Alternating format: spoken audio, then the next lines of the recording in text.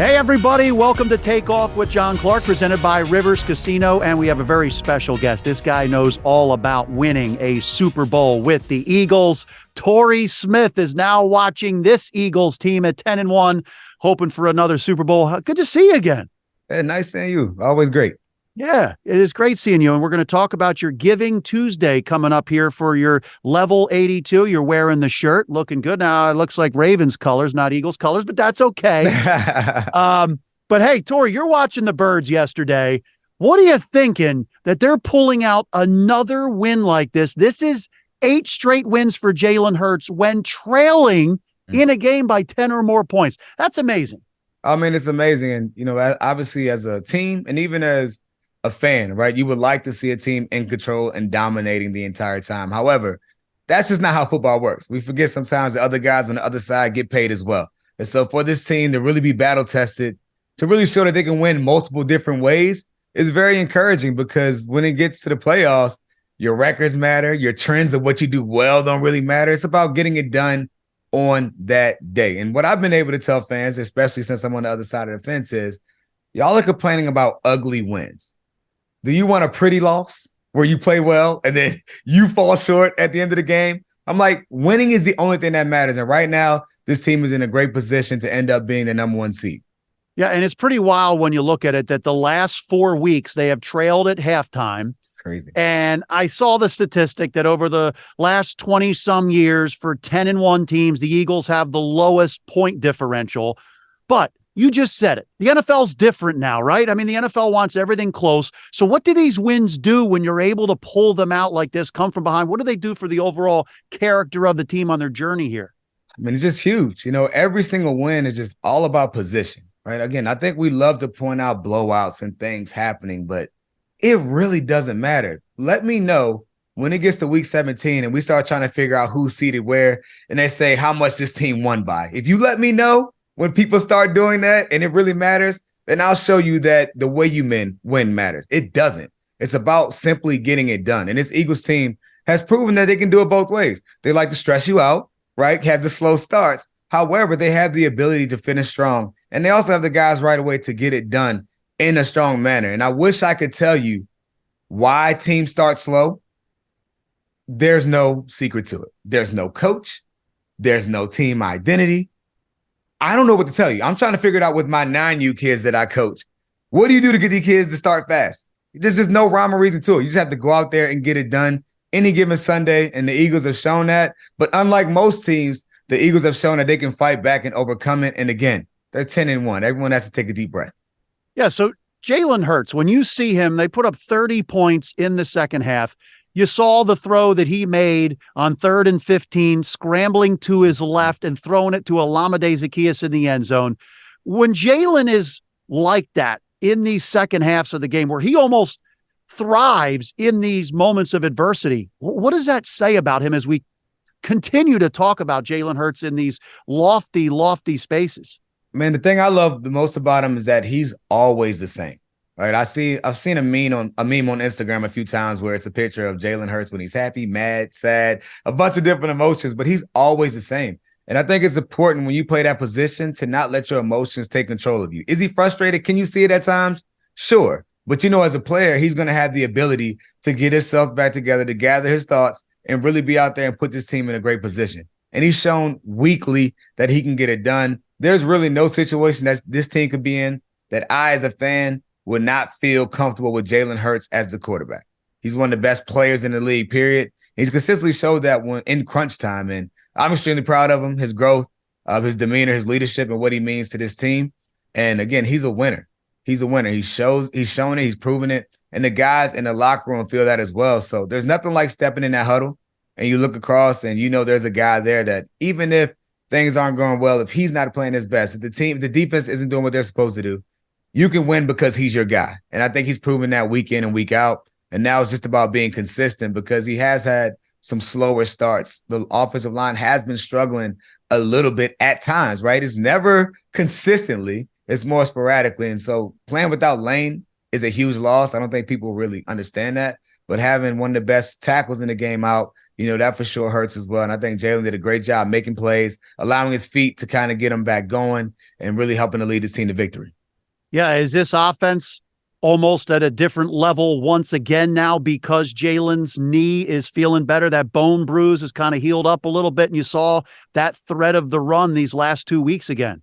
Absolutely. I mean, the age of the quarterback, the pocket quarterback that just isn't mobile, I think that generation is basically dead.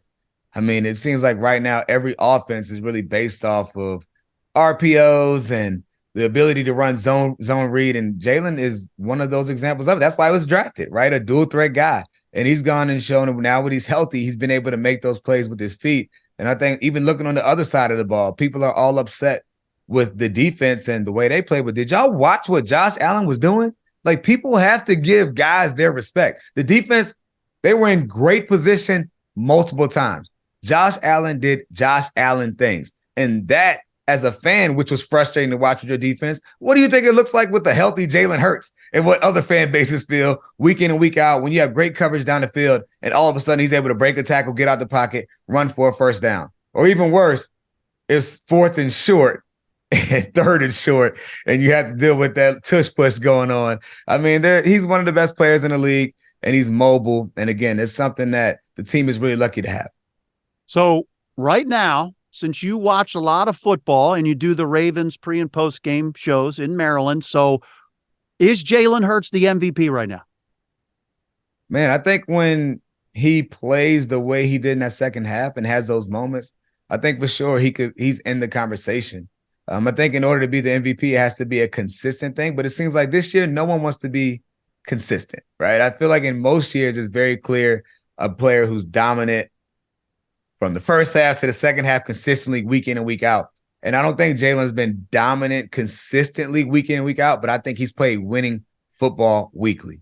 And I think that does account for something. So if you told me that he's the best player in the league this year, I would say, hey, you could throw his hat in the ring. But this year, offensive guys, I think Lamar Jackson, the guy in Baltimore, is a guy that can be thrown into that ringer as well. But I feel like this year, offensive guys are going to give leeway to one of those defenders to really sneak up and be the true MVP of the league, simply because there's no one guy that's on a record-breaking tear week in and week out. And that's kind of what you have to do in order to be the MVP of the league.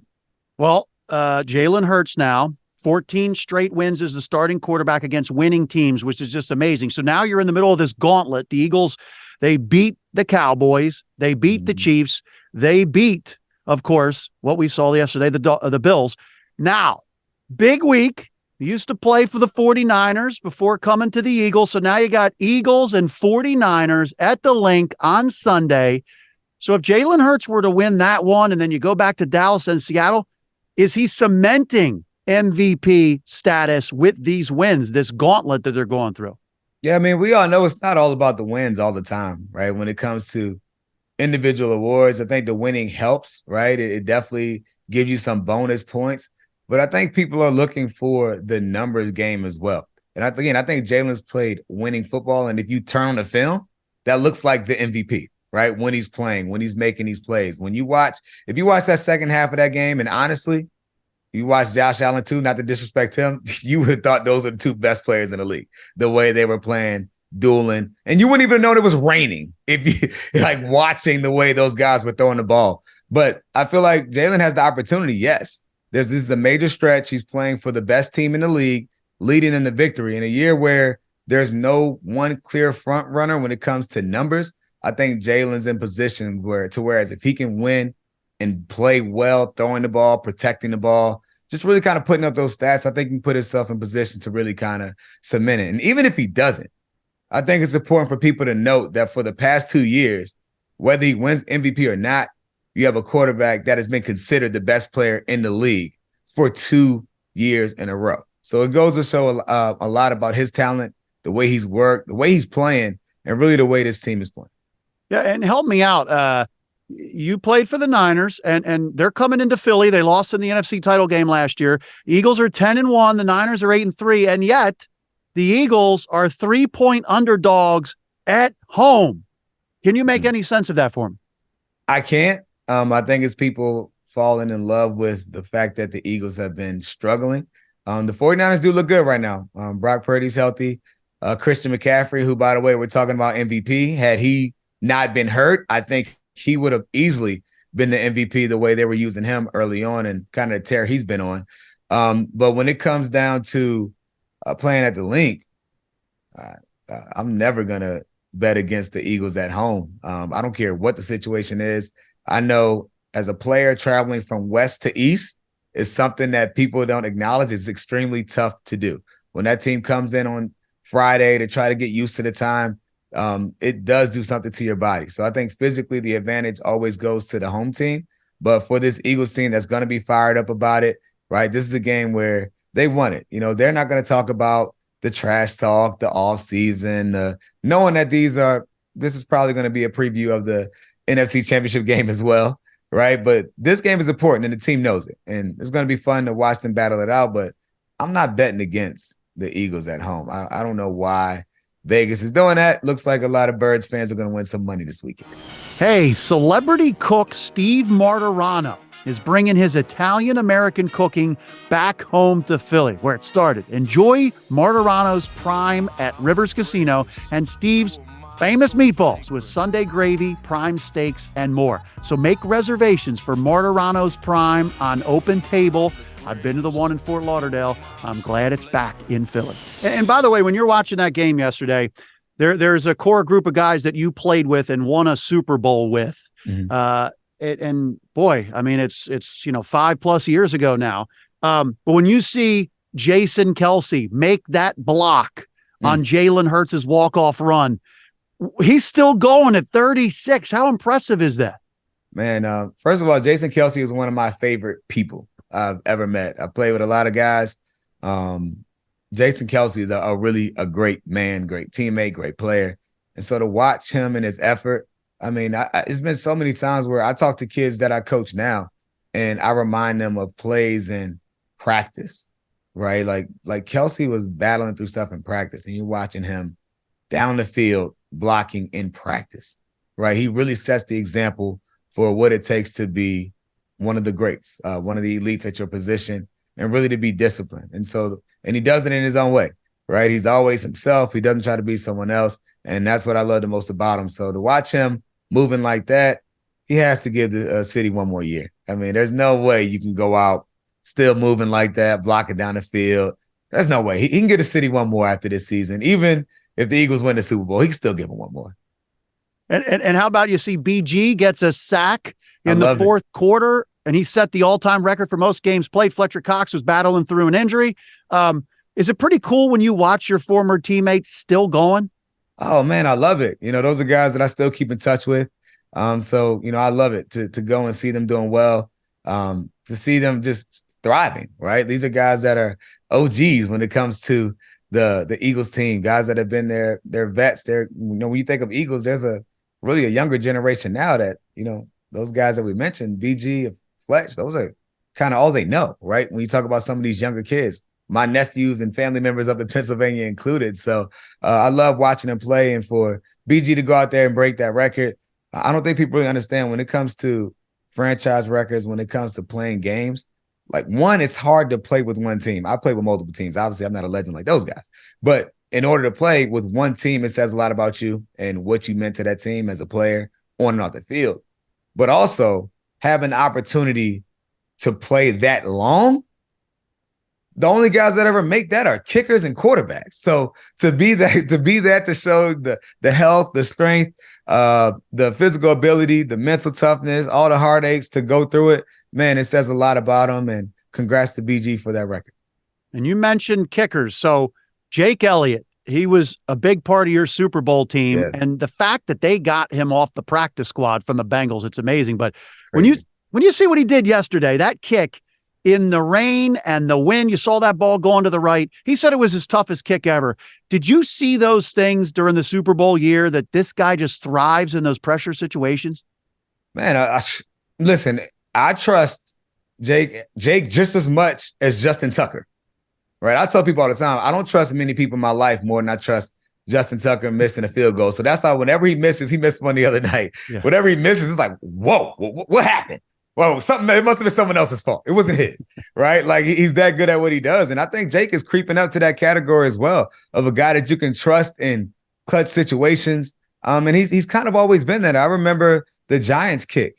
He drilled it, but I think it was 61 yards to win the game. And like, he just goes out there. Like he's a guy that if you walked in Target, you wouldn't even know he played football. So for him to go out there and be who he is and, be clutch in those situations, I believe when he says that with his hardest kick. I'm sitting there looking at my wife. I'm like, do you see this wind?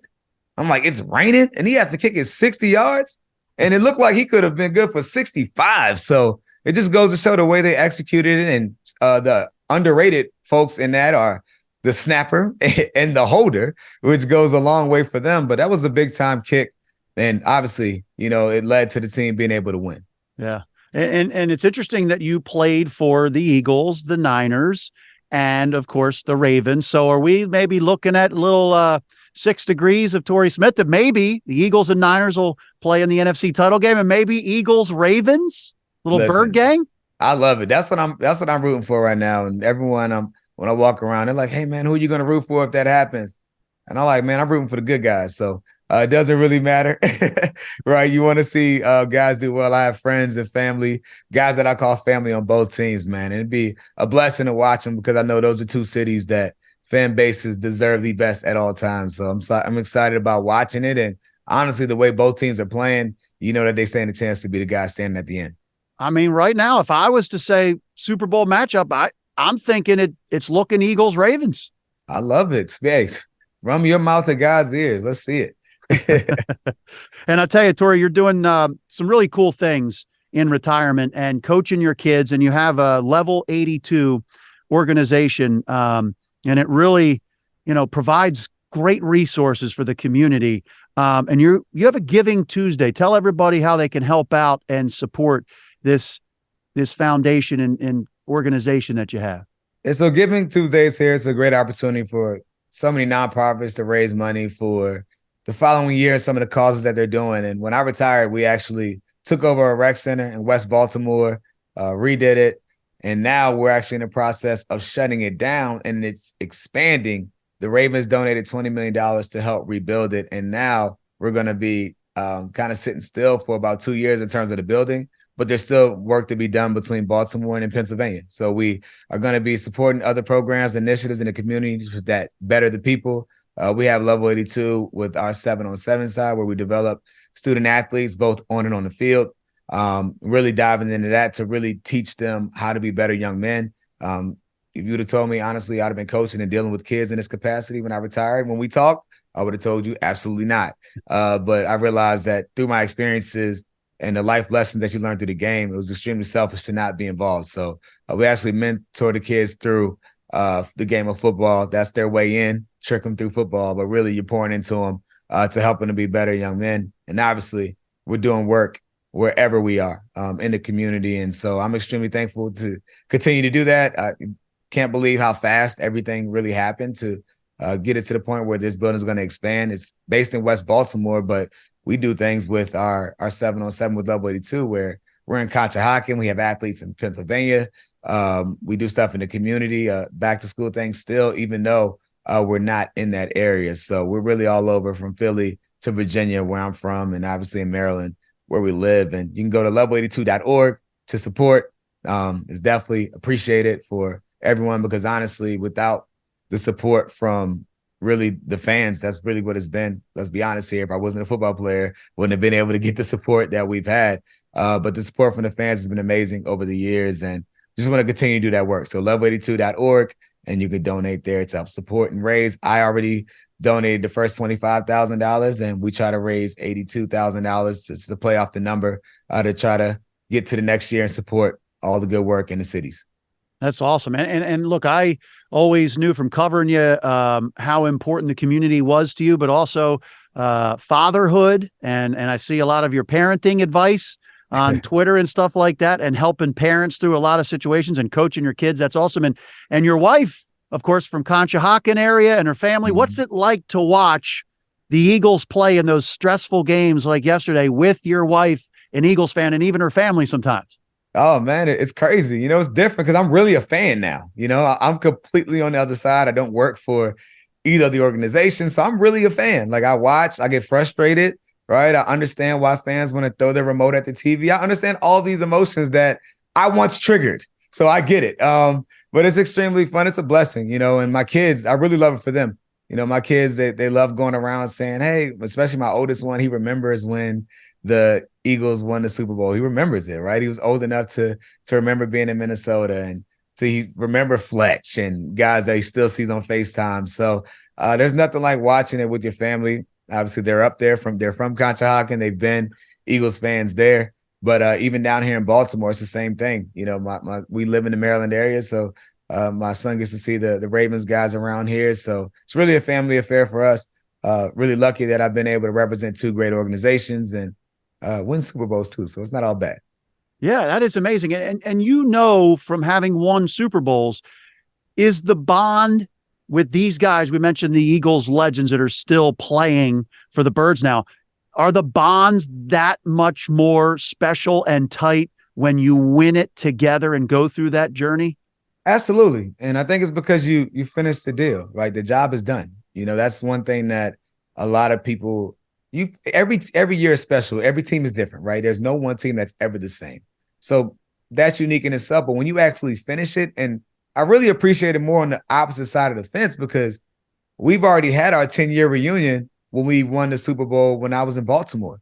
So I'm able to see guys, like see how they're living, see their kids, see their families, right? It's bigger than that. And, you still communicate with guys. And I think we live in a great era because of social media. They were able to stay in touch anyway and see how guys are doing. But on the flip side of that, I mean, there's nothing like the amount of time that it took. There's nothing like, think about this.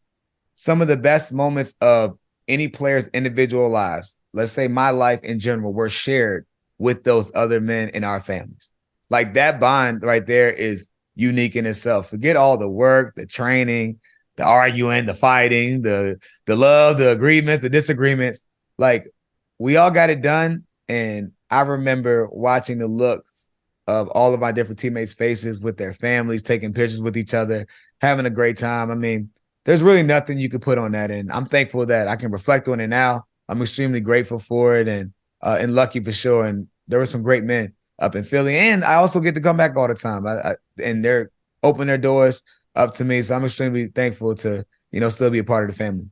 And it's funny because the Eagles were close to that second Super Bowl last year. They're obviously trying to get it this year, but that Super Bowl win that you guys had, to have the first Super Bowl in the history of Philadelphia. I mean, I heard older people say, I can die happy now. I mean, there will never be a bigger win in Philadelphia sports history than that Super Bowl. Yeah, I think the first one is always awesome, but I think people say that until they get the second one. So, I know it'll be just as big or probably even bigger, but that first one was definitely special. And to still come up in town, like I said, it's weird saying it because I've been coming to Pennsylvania since 2010, so I started dating my now wife. So it's cool to come up there now, though, and you go into a deli somewhere and you see the banner and, the different celebrations that people have from that year. There's definitely nothing like it. And, for sure, I think the city deserves another one. Now, when you come back into the Philly area, do you slip on that Super Bowl ring sometimes? You know what? My Super Bowl rings really don't come out too often, man. Yeah.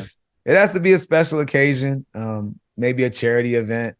But I really don't bring them out. I'm probably not the best. I probably should be better. I know I see a lot of retired guys. They act like their ring is like their wedding ring. So I'll never be that guy, but I think I could do a little better at, when I'm going to some of these sporting events up in Pennsylvania or outside of Jersey, where maybe I just wear it just so some of the kids that are from that area can see it because they know, right? Like if they don't know, because it's been a few years who I am, at some point someone mentions it and they come up and they want to talk. So, maybe you just inspired me to bring it out a little bit more, being that, it is the first one there. Your kids ever want to see it? My kids have seen it enough. They've seen it. I know whenever people come over to the house and they haven't seen it, my kids might say, hey, can they see it? And they're all excited about it. So the problem is I'm not sure if, because my kids are 9, 7, and 4, the one that likes to see it the most is the one that doesn't value it the most, and that's the 4-year-old. My daughter, I've seen her put my ring any and everywhere. So I'm just thankful I know where it is. It's locked up, and I can pull it out the next time someone needs to see it. That's funny. The ring is the thing. Yeah, that's funny. And this is awesome. Level82.org, what you're doing for the community and for kids. And I know how much you realize you playing football and winning Super Bowls, how the kids look up to you and want to be like you. And you're helping to provide resources and opportunities for all kids to pursue dreams and things like that. So it's really amazing what you're doing. And it's Giving Tuesday, level82.org. Wish you the best with that. And thank you. Appreciate your support as always. And appreciate the work you do too. You're one of the good guys. Well, I appreciate it, man. And you know what? Maybe, just maybe in February, maybe we'll have a Torrey Smith Bowl, Eagles and Ravens. I'm telling you, it's looking like it. It'd be amazing if it happens. Hey, I hope so. I'll see you there. Yeah, definitely. We'll see you there. Hey, great catching up with you. And once again, wish you the best with your organizations, all the things that you do. Thank you. Appreciate you for having me. Hey, thanks.